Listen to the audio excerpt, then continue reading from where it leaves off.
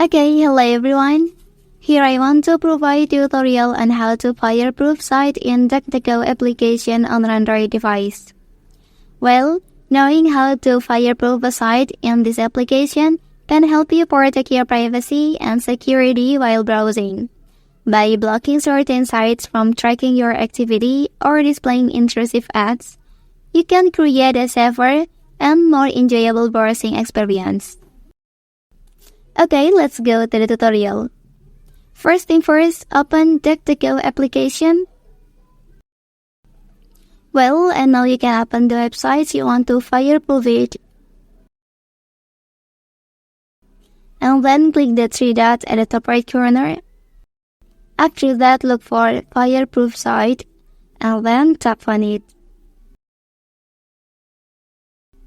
Okay, so the way to see how it works, you can click Tab List and then you can click Fire button to clear all of tabs and data.